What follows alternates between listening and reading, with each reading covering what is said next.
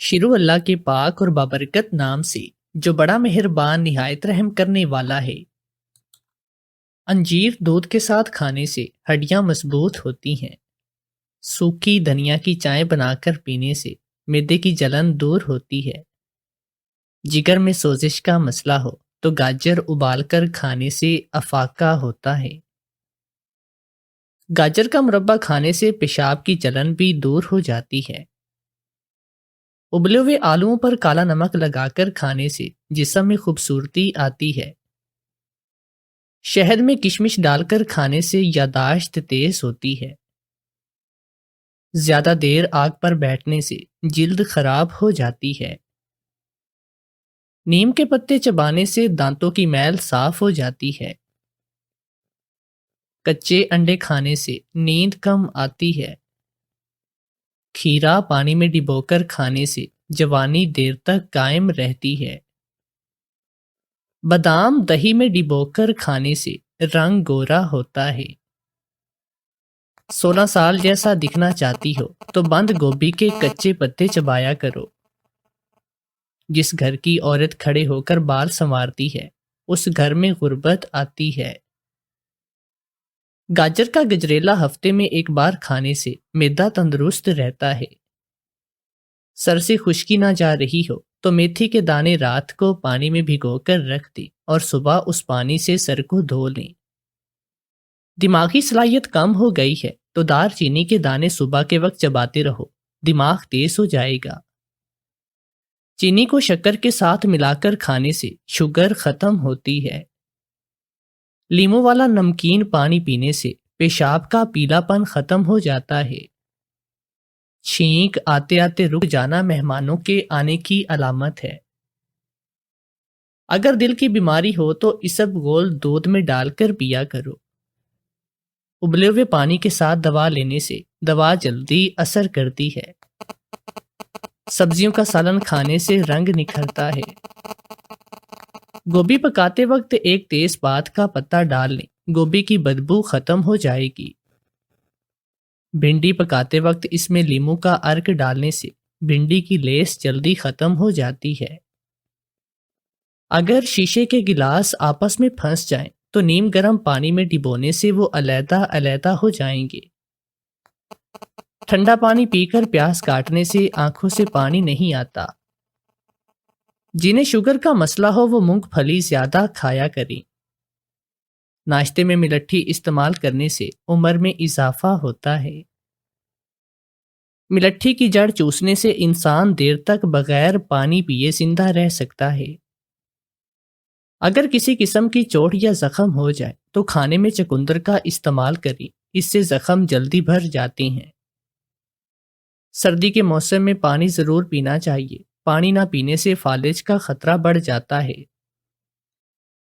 میٹھے چاول میں کلونجی ڈال کر کھانے سے جسم میں طاقت آتی ہے۔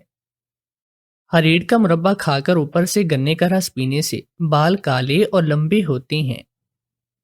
شکر کندی ابال کر اس پر نمک لگا کر کھانے سے سوچنے کی صلاحیت بڑھتی ہے۔ رات کے وقت پیاز کھانے سے دل میں طاقت آتی ہے۔ اگر ہاضمہ خراب ہو تو سوکھی دھنیا کے 2-3 دانے چبا لو، ہاضمہ ٹھیک ہو جائے گا۔ گاجر کا اچار کھانے سے جگر اور تیلی کے امراض میں آرام ملتا ہے۔ رات کے 2 بج رہے تھے۔ شمہیر کی نرم نرم باتیں میرے ذہن میں رس گھول رہی تھی۔ اس نے مجھ سے کہا تھا کہ وہ مجھ سے بے پناہ محبت کرتا ہے، اتنی گہری محبت کہ آج تک کسی لڑکی کے نصیب میں ایسی محبت نہیں ہوئی ہوگی۔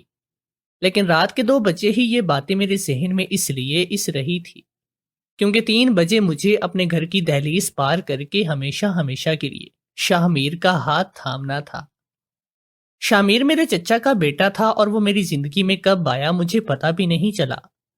ہم دونوں ایک ہی گھر میں رہتے تھے، گھر بس ایک دیوار کے ساتھ الگ تھے، باقی سب کچھ ایک جیسا تھا۔ میں اور شاہ میر کا محبت کی ڈوری میں بندھ گئے، نہ ہی مجھے پتا چلا اور نہ ہی اس کو۔ گھر والوں نے ہمیں ایک دوسرے سے ملنے سے بھی منع کر رکھا تھا کیونکہ میرے ابا اور چچا کے تعلقات صحیح نہ تھے، مگر اس محبت کی ڈوری نے ہمیں سب کچھ بھولنے پر مجبور کر دیا تھا۔ بس اس نے مضبوطی سے ہمیں ایک دوسرے کے ساتھ باندھ دیا تھا۔ میں شاہ میر کے ساتھ اب خوش رہنے لگی تھی۔ آنے والی زندگی کے خواب دیکھنے لگی تھی کہ تبھی شاہ میر نے مجھ سے کہا، اگر ہمیں ایک ساتھ رہنا ہے تو گھر سے بھاگ کر شادی کرنا ہوگی۔ میرے ذہن میں صفیہ باجی کی باتیں گھومنے لگی تھی۔ صفیہ باجی نے کہا تھا کہ جو لڑکیاں اپنے گھر کی دہلیز پار کر کے محبت کی خاطر جوانی میں ماں باپ کا منہ کالا کرتی ہیں، ان کی زندگی کبھی خوشگوار نہیں گزرتی، طلاق جیسے دردناک لمحے سے بھی گزرنا پڑتا ہے۔ صفیہ باجی کی باتوں کو میں نے ذہن میں ہی نہیں، اپنی باتوں سے، اپنے خیالوں سے جھٹک دیا تھا۔ میں نے سوچ لیا تھا کہ میں شاہ میر کے کہنے پر عمل کروں گی، کیونکہ زندگی میں محبت انسان کو ایک ہی بار ہوتی ہے۔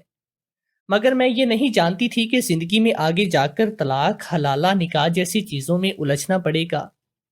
گھڑی کی سوئی تیزی سے آگے جا رہی تھی اور میں سوچ رہی تھی کہ 3 بجے مجھے کیا فیصلہ کرنا چاہیے۔ مگر پھر شاہ میر کی محبت بھری باتیں مجھے یاد آنے لگی تھی۔ میں کمزور پڑنے لگی۔ آخرکار ابا کی پگڑی پر لات مار کر رات کے 2 بجے میں اپنے گھر سے نکلی۔ شاہ میر بائک لیے سامنے ہی کھڑا تھا۔ بائک کے انجن کی آواز نہ آئے اس لیے اس نے مجھ سے کہا کہ ہمیں دور جا کر بائک پر بیٹھنا ہوگا۔ پہلے میں بائک چلا کر دور لے جاؤں گا، تم میرے ساتھ ساتھ چلو۔ میں شاہ میر کے نقشے قدم پر چلتی دور کھیتوں کی طرف گئی تھی۔ کھیتوں میں سخت اندھیرا تھا، مجھے بہت ڈر لگ رہا تھا۔ میں تو اس جگہ پر رات کے وقت کبھی بھی نہیں آئی تھی، پر آج شاہ میر کی محبت میں مجھے یہ دن بھی دیکھنا پڑا تھا جہاں میں خود کو بہت ہی غیر محفوظ تصور کر رہی تھی۔ تبھی شاہ میر نے مجھ سے کہا کہ تم بائک پر بیٹھ جاؤ، اب ہم لوگ جس طرف جا رہے ہیں وہاں بس خوشیاں ہی خوشیاں ہیں، وہاں صرف تم اور میں رہیں گے، دن رات ایک دوسرے سے محبت بھری باتیں کریں گے اور ہمارا بہت ہی پیارا خاندان ہوگا۔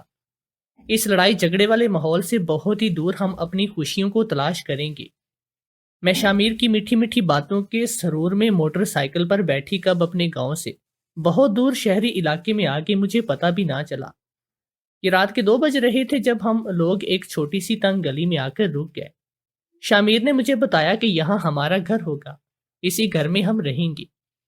شاہ میر کو دیکھ کر میں حیران ہو گئی تھی۔ کیا تم میرے ساتھ رہو گے؟ شاہ میر، ابھی تو ہماری شادی بھی نہیں ہوئی، ہمارا ایک ساتھ رہنا مناسب نہیں ہے۔ شاہ میر نے مجھے غصے سے دیکھا اور بولا، اگر آس پاس کسی نے تمہاری یہ بات سن لی تو طوفان آ جاتا۔ وہ تو شکر ہے کہ رات کے 2 بجے ہیں، لوگ اپنے اپنے کمروں میں سو رہے ہیں، ابھی تمہیں یہ نخرے سوجھ رہی ہیں۔ ہمارے لیے یہاں رہنا شروع میں مشکل ہوگا۔ میں اپنی محبت کی خاطر اپنے ماں باپ اور والدین کو چھوڑ کر آیا ہوں اور تم ایسی باتیں کر رہی ہو۔ مجھے بھی تو دیکھو، لڑکیاں جاتی ہیں اپنے ماں باپ کو چھوڑ کر، پر لڑکا تو بھاگ کر کہیں نہیں جاتا۔ میں تمہیں یہاں لے کر آیا ہوں اپنی ذمہ داری پر، اب چپ چاپ اندر کمرے میں چلو۔ ایسی باتیں تو انسان وہاں کرتا ہے جہاں پر بھروسہ نہ ہو۔ تمہیں تو مجھ پر بھروسہ ہے نا؟ شاہ میر نے میری طرف دیکھ کر کہا تو میں نے ہاں میں سر ہلا دیا، پر میرا دل بہت ہی عجیب سا ہو رہا تھا۔ ہم لوگ اندر کمرے میں آئے، میں نے دیکھا وہ ایک بیٹھک تھی۔ شاہ میر نے مجھے بتایا کہ اس نے مالک مکان کو یہی بتا کر رکھا ہے کہ وہ گاؤں سے اپنی بیوی لے کر آئے گا۔ اس نے یہ گھر تقریباً ہفتہ پہلے لیا تھا۔ شاہ میر کی باتوں کے مطابق اس نے تو سارا انتظام کر رکھا تھا، مگر اس گھر میں تو کچھ بھی نہیں تھا۔ کچن میں نہ ہی سامان تھا، راشن تھا اور نہ ہی کوئی اور کھانے پکانے کے لیے چیز تھی۔ میں ڈر گئی تھی، مجھے سمجھ میں نہیں آ رہا تھا کہ ہم دونوں یہاں بھوکے پیاسے رہیں گے کیسے؟ اگر شاہ میر مجھے یہاں لا بھی رہا تھا تو کم از کم کوئی کھانے کی چیز ہی لے آتا، مگر اس کے مطابق میں تو نخرے کر رہی تھی۔ میں نے اپنی زبان پر چپ کا تالا لگا لیا، کیونکہ میں بھی شاہ میر کے ساتھ خوش رہنا چاہتی تھی، پر یہ نہیں جانتی تھی کہ میں نے اپنے منہ سے اپنی بربادی کو دعوت دی۔ ہم لوگ کمرے میں داخل تو ہو گئے تھے، شاہ میر کی نظروں میں عجیب سا فطور تھا۔ ایسے لگ رہا تھا جیسے کہ وہ مجھے یہاں پر اپنے ساتھ زندگی گزارنے کے لیے نہیں، بلکہ مجھے کھلونا بنا کر رکھنے کے لیے لایا ہے۔ پر میں بھی گاؤں کی پڑھی لکھی نہیں تو کم از کم مضبوط لڑکی تو تھی۔ مجھے اپنا دفاع کرنا آتا تھا، چاہے میں کتنی ہی کمزور کیوں نہ پڑ جاؤں۔ میں نے شاہ میر کو سختی سے کہہ دیا کہ جب تک ہمارا نکاح نہیں ہو جاتا تب تک ہم ایک دوسرے کے قریب آنے کا سوچیں گے بھی نہیں۔ شاہ میر کو بھی شاید یہ بات سمجھ آ چکی تھی کہ بنا نکاح اور کاغذی رشتے کی اس کے ساتھ کوئی بھی تعلق استوار نہیں کروں گی۔ تبھی اس نے مجھے کہا کہ میں کل مولوی صاحب کو بلا کر لاؤں گا، اس کے بعد ہماری زندگی خوشیوں سے بھر جائے گی۔ شامیر کے وعدے پر میں نے یقین کر لیا اور سونے کے لیے میں لیٹ گئی کیونکہ مجھے بہت ہی نیند آ رہی تھی۔ صبح کے 3 بج گئے تھے مگر میری آنکھیں کھلی ہوئی تھی۔ آج میں ایک معمولی لڑکی نہیں تھی بلکہ ایک عزت کی محافظ مضبوط عورت تھی۔ میں نے خود کو جگائے رکھا اور بس ایسے سو گئی کہ جیسے مجھے ایک آہٹ پر بھی جاگنے کی ہمت تھی۔ میں نے اپنی جب آنکھ کھولی تو صبح کے 10 بج رہے تھے۔ شامیر بھی سو رہا تھا۔ میں نے خدا کا شکریہ ادا کیا کہ یہ رات خیریت سے گزر گئی۔ آج مجھے دن کا شدت سے انتظار تھا کیونکہ میں نے آج کے دن شامیر کے ساتھ رشتہ ازدواج میں منسلک ہونا تھا۔ شامیر نے مجھ سے کہا کہ مولوی صاحب کو اسی بیٹھک کے اندر لے کر آئے گا، یہیں پر ہمارا نکاح ہوگا، پر میں نے ایسا کرنے سے منع کر دیا۔ شامیر میری بات پر دوبارہ چڑ گیا، بولا کہ تم تو عجیب ہی لڑکی ہو، تم یہ بھی نہیں دیکھ رہی کہ مجھے تمہاری ان باتوں سے کتنا دکھ ہے؟ تمہیں ایسا رویہ نہیں رکھنا چاہیے۔ مجھے شامیر کی شرافت پر ترس آنے لگا تھا۔ میں نے کہا چلو ٹھیک ہے، اگر تم مولوی صاحب کو یہیں بلانا چاہتی ہو تو تم لے آؤ، مگر ساتھ میں گواہ بھی تو ہونے چاہیے۔ ایسا نہ ہو کہ گواہوں کی غیر موجودگی میں ہمارا نکاح ہو جائے، پھر تو میں اس رشتے کو مانوں گی بھی نہیں۔ شامیر نے میری بات پر مسکرا کر مجھے ٹال دیا، بولا کہ تم یہ کیسی باتیں کر رہی ہو؟ میں تمہیں بیوی بنا کر رکھنا چاہتا ہوں، تم بار بار غیروں اور اجنبیوں والی باتیں کر رہی ہو۔ شامیر کی باتوں سے مجھے کوئی فرق نہیں پڑتا تھا، میں تو اسے سچی محبت کرتی تھی، رشتہ بھی پکا اور سچا ہی تھا۔ میری خاموشی نے اسے سکھا دیا تھا، لیکن اس کے باوجود بھی 2 گھنٹے بعد جب وہ کمرے میں آیا تو اس کے ساتھ صرف ایک لڑکا تھا جس کے چہرے پر داڑھی تھی۔ وہ کہنے کو تو مولوی لگ رہا تھا، میں اس کے سامنے کوئی بدتمیزی والی بات نہیں کرنا چاہتی تھی۔ شامیر نے کہا کہ یہ ہمارا نکاح پڑھائیں گے۔ مجھے شامیر کی اس بات سے اتفاق تو نہ تھا، مگر میں گھونگھٹ اوڑھ کر بیٹھ گئی۔ جب اس لڑکے کے یعنی مولوی صاحب نے دیکھا کہ میں تو مکمل شرعی نکاح کرنا چاہتی ہوں، انہوں نے شامیر سے کہا کہ تم جا کر آس پاس سے 2-3 آدمیوں کو لے کر آؤ جو ہمارے نکاح کے گواہ بنیں گے۔ میں نے سوچا کہ شاید شامیر جائے گا تو مولوی صاحب بھی باہر چلے جائیں گے، پر ایسا نہیں ہوا۔ شامیر مجھے مولوی صاحب کے ساتھ اکیلا کمرے میں چھوڑ کر باہر گلی سے لوگ بلانے کے لیے چلا گیا۔ شامیر کو بہت جلدی تھی کہ کسی طرح سے ہمارا نکاح ہو جائے، مگر جیسے ہی شامیر کمرے سے باہر گیا، مولوی صاحب کی آنکھیں بدل گئی، مجھ سے کہنے لگا، میں تمہیں تمہارے بھلے کے لیے کہہ رہا ہوں، یہ لڑکا تمہارے لیے ٹھیک نہیں ہے، تم اس کے ساتھ نکاح کر لو گی تو مگر زندگی بھر پچھتاؤ گی۔ مولوی صاحب کی بات سن کر میں ٹھٹک گئی۔ آپ یہ کیسی باتیں کر رہی ہیں؟ آپ ہمارا نکاح پڑھانے آئے ہیں یا ہماری خوشیوں میں بھنگ ڈالنے؟ دیکھو بی بی، میں نے بہت سارے نکاح پڑھائے ہیں، میں نے تو بس تم دونوں کو زنا سے بچانے کے لیے یہ نکاح پڑھانے کی حامی بھری، ورنہ بغیر کاغذات کے کون سا نکاح ہوتا ہے؟ نکاح کی تو فیس ہی 10,000 روپے ہے، مگر حیرت مجھے اس بات پر ہے کہ یہ لڑکا کاغذی نکاح کے بغیر ہی بس قبول و اجاب کر کے یہ نکاح کرنا چاہتا ہے۔ اس سے شرعی طور پر تم اس کی بیوی تو بن جاؤ گی، لیکن وہ کبھی بھی تمہارا قانونی شوہر نہیں کہلائے گا۔ اس لیے بہتر ہے کہ اپنے شوہر سے کہہ دو، میرا مطلب ہے کہ ہونے والے شوہر سے کہو کہ وہ تمہارا نکاح مکمل طریقے سے کرے۔ یہ تم کیا کر رہی ہو؟ تمہیں اپنی عزت کا کوئی خیال ہے؟ اب یہ بات اس کے سامنے مت کہنا، مجھ سے خواہ مخواہ ناراض ہو جائے گا، لیکن بس یہی کہوں گا کہ تم نے بہت بڑی بے وقوفی کی۔ مولوی صاحب کی باتیں میرے ذہن میں گردش کر رہی تھی۔ کاغذی نکاح والی بات پر تو میرے کان کھڑے ہو گئے، مگر شامیر اتنے میں 3-4 لوگوں کو اکٹھا کر کے لے آیا۔ وہ لوگ بھی گلی کے لڑکے ہی تھے جو کہ شامیر کے ہی ہم عمر تھے۔ عاقل اور بالغ تو تھے مگر سمجھدار نہیں لگتے تھے۔ وہ تو مجھے عجیب نظروں سے دیکھ رہے تھے۔ مجھے بہت ہی برا لگ رہا تھا۔ مولوی صاحب نے مختصر سا خطبہ پڑھا اور اس کے بعد ہم دونوں سے ہماری رضامندی پوچھی۔ مفتی صاحب نے مجھ سے یہ بھی کہا کہ تم ایک عاقل اور بالغ لڑکی ہو، اپنے حقوق کو اچھے سے سمجھتی ہو، اگر تمہیں یہ نکاح قبول ہے تو پھر آج سے شامیر احمد تمہارا شوہر قرار پایا ہے۔ مولوی صاحب کی یہ بات سن کر شامیر کا چہرہ تو خوشی سے لال ہو گیا، مگر میں خوش نہ تھی، میرا دل مطمئن نہ تھا۔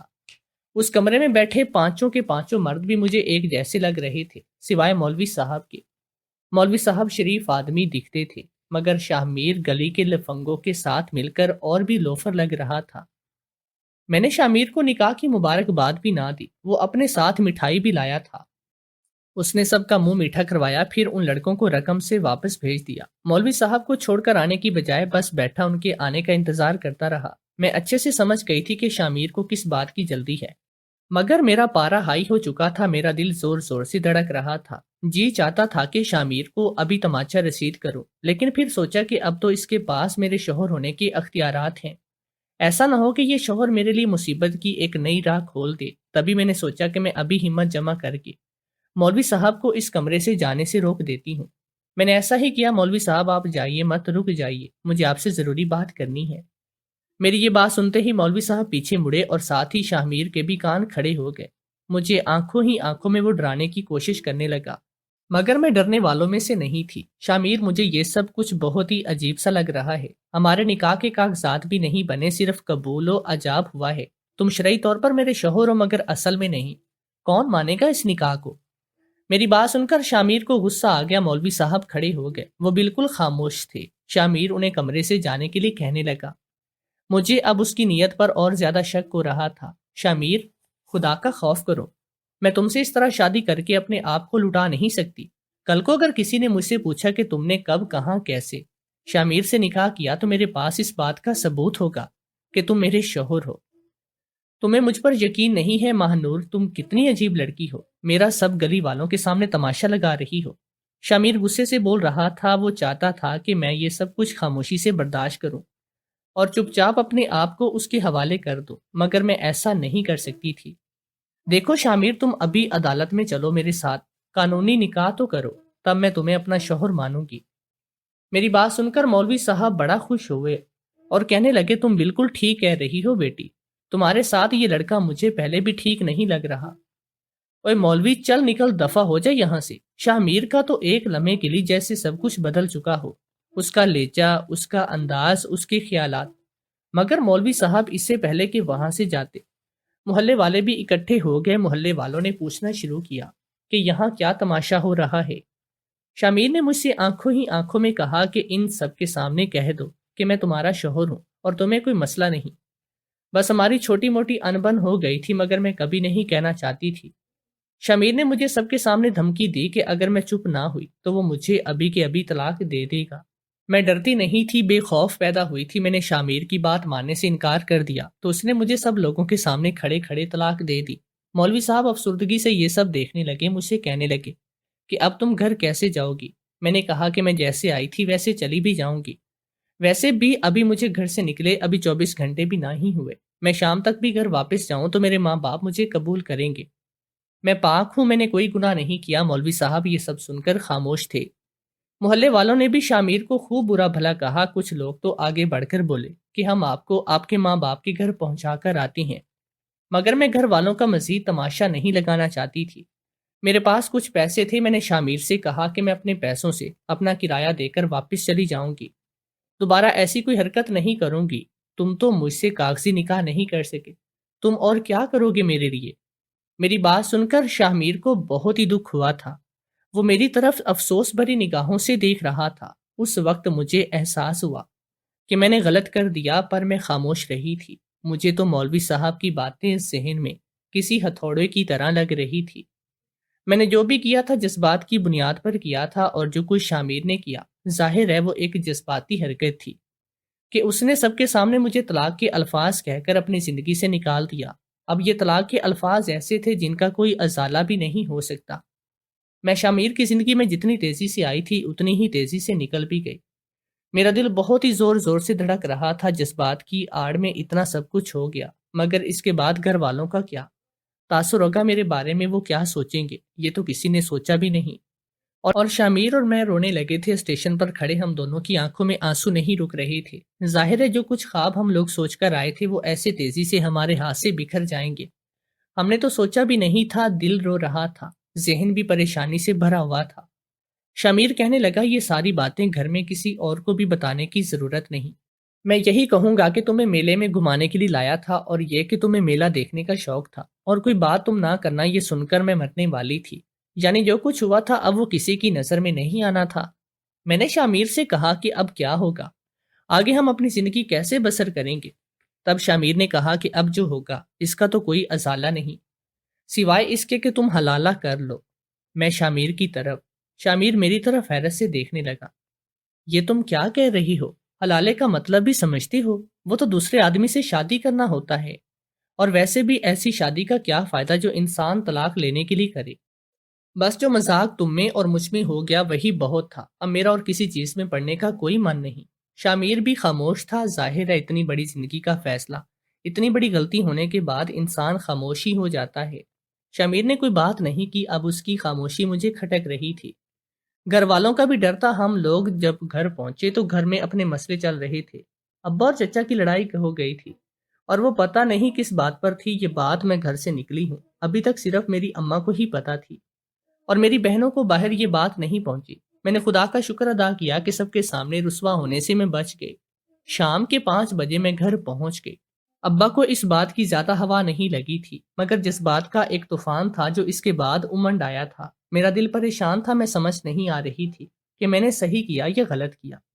میرا دل مجھے کوسنے لگا تھا۔ اگلے دن شامیر مجھ سے چھت پر ملنے آیا تو کہنے لگا، جو کچھ تم نے کیا اس کا نتیجہ بھی دیکھ لو۔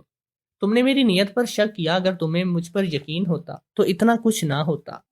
اور ویسے بھی برے لوگ، برے لڑکے کبھی بھی کسی لڑکی کا ہاتھ نہیں تھامتے، نہ ہی نکاح تک کی نوبت آنے دیتے ہیں۔ بھلے وہ نکاح کاغذی نہیں تھا، مگر میں نے تو تمہیں سب کے سامنے ہی قبول کیا تھا۔ نہ میں چاہتا تھا ہم لوگ وہاں جو رات کو رہیں، تمہیں دھوکہ بھی دے سکتا تھا، پر میں نے ایسا نہیں کیا۔ اور میں تم سے سچی محبت کرتا تھا، اور تم نے وہاں پر چلا چلا کر سب کے سامنے اپنے شوہر کا تماشا بنا دیا۔ لیکن اب وہ رشتہ بھی ختم ہو چکا ہے، اس کے باوجود بھی تمہیں کوئی احساس نہیں ہماری محبت کا۔ اگر تم چاہو تو ابھی بھی ہم ایک دوسرے کے ساتھ رہ سکتے ہیں۔ اگر تم میرے چھوٹے بھائی سے نکاح کر لو، وہ تمہیں یہاں سے لے جائے گا۔ میں نے گھر میں کسی اور کو نہیں بتایا سوائے اپنے چھوٹے بھائی کے۔ اس نے کہا ہے کہ وہ میری مدد کرے گا۔ تم سے نکاح کرنے کے بعد وہ تمہیں فوراً ہی طلاق دے گا۔ لیکن میں ایسا نہیں چاہتی تھی۔ یہ سن کر شامیر کے تیور بگڑ گئے۔ تو تم کیا چاہتی ہو؟ مجھے صاف صاف بتا دو۔ یہی کہ آئندہ کے بعد میں تم سے کوئی بات نہ کروں؟ تو ٹھیک ہے، میں دوبارہ یہاں پر نہیں آؤں گا۔ مگر ایک بات یاد رکھنا، تم نے محبت میں آ کر میرا دل توڑا ہے۔ تمہارے ساتھ بھی یہ دنیا اچھا نہیں کرے گی۔ شامیر کی بات سے میں کام کر رہ چکی تھی۔ میری تو اپنی سمجھ میں نہیں آ رہا تھا کہ دنیا میرے ساتھ کیا کر رہی ہے، مگر پھر شامیر کی بات پر مجھے سر جھکانا ہی پڑا۔ شامیر نے مجھ سے کہا کہ اس کا چھوٹا بھائی مجھ سے نکاح کرنے کو تیار ہے۔ میں دوسری بار اپنے ماں باپ کو دھوکہ دینے والی تھی۔ میرا دل بری طرح سے کانپ رہا تھا۔ سوچا بھی نہیں تھا کہ میں اپنے ابا کے لیے اتنی بڑی مصیبت بنوں گی۔ پہلی بار تو میں بچ نکلی تھی، مگر دوسری بار بھی بچ نکلوں یہ ضروری تو نہیں تھا۔ پھر وہی ہوا جو نافرمان لڑکی کے ساتھ ہوتا ہے۔ میں اور فہد نکاح کرنے کی نیت سے گھر سے نکلے تھے۔ میرا دل بری طرح سے کانپ رہا تھا۔ یہ نکاح نہیں تھا، یہ تو حلالہ تھا۔ لیکن اس کے بعد کیا ہوتا مجھے کچھ نہیں پتا۔ کبھی کبھی انسان کی غلطیوں کو اللہ تعالیٰ نہ صرف مٹا دیتے ہیں بلکہ سنوار بھی دیتے ہیں۔ ہم لوگوں نے بھی اپنا گاؤں پار ہی کیا تھا کہ راستے میں ہمیں پولیس نے پکڑ لیا۔ بات شہر میں ہوتی تو شاید دب جاتی، مگر گاؤں میں کوئی بات ہو جائے تو پورے جنگل میں آگ کی طرح پھیل جاتی ہے۔ ایسا ہی میرے اور فہد کے ساتھ ہوا تھا۔ ہمیں پکڑنے کے بعد پولیس والوں نے سیدھا میرے ابا کو فون کیا، کیونکہ وہ ہمیں جانتے تھے۔ جب یہ بات ابا کو پتہ چلی تو ان کے رونگٹے کھڑے ہو گئے۔ ابا کا تو غصے سے رنگ پیلا ہو گیا تھا۔ ابا، چچا، سب لوگ جب ہمارے سامنے آئے تو ہم دونوں کے سر جھکے ہوئے تھے۔ اب فہد تو سب کو یہ بھی بتانے کے قابل نہیں رہا تھا کہ وہ مجھے کہاں سے لے کر جا رہا تھا اور کیوں لے کر جا رہا تھا۔ میں بھی نہیں کہہ سکتی تھی کہ میں پہلے شامیر کے ساتھ گئی تھی، اس غلطی کا ازالہ کرنا چاہتی ہوں، وغیرہ وغیرہ۔ ابا اور چچا نے آؤ دیکھا نہ تاؤ مجھے اور فہد کو نکاح کرنے پر مجبور کیا۔ پوری دنیا کے سامنے ہم نے ایک دوسرے کو میاں بیوی کے طور پر قبول کیا۔ وہ فہد جسے میں اپنا چھوٹا بھائی اور وہ مجھے باجی سمجھتا تھا، ہم میاں بیوی کے رشتے میں بن چکے تھے۔ شامیر بھی اور میں دونوں ہی آنسو بہاتے رہ گئے۔ یہ بات فہد کو بھی دل سے قبول نہ تھی، لیکن کیا کرتے، بڑوں کے فیصلوں کے آگے ہمیں مجبور بھی کرنا تھا اور پریشانی سے ہمت ہار دی۔ ہارتے بھی کیوں نہ کہ ہم سے جو غلطی ہوئی تھی وہ بہت ہی بڑی تھی اور اس کا ازالہ کرنا بھی ممکن نہیں تھا۔ بس نہ سمجھی میں جو بھول ہوئی اس کی سزا ہم نے بہت بھگتی، یہاں تک کہ شامیر اس گھر سے بھی چلا گیا، ہمیشہ ہمیشہ کے لیے سب کی آنکھوں سے دور۔ مگر اپنے شوہر کی نظر میں کبھی عزت نہیں مل سکی، کیونکہ وہ مجھے اپنے بڑے بھائی کی نسبت سے جانتا تھا۔ بس زندگی ایسے ہی کٹ رہی ہے، شرمندگی میں اور خجالت میں۔ خدا ہر لڑکی کو ہدایت دے۔